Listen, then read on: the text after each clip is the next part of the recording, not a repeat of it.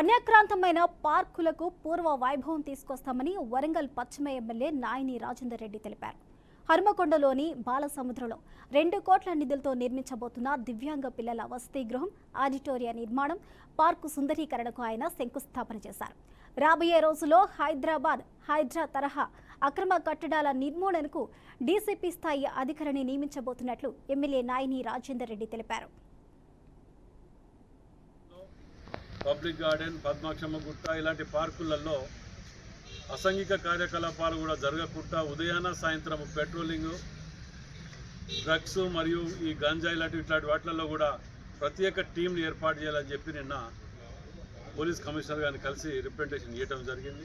వారు కూడా మంచిగా స్పందించి ఇమ్మీడియట్ టీమ్స్ని అలాట్ చేయడం జరుగుతుంది. మరి పట్టణ ప్రజలందరూ కూడా మన హనుమకొండ, మన వరంగల్ జిల్లాగా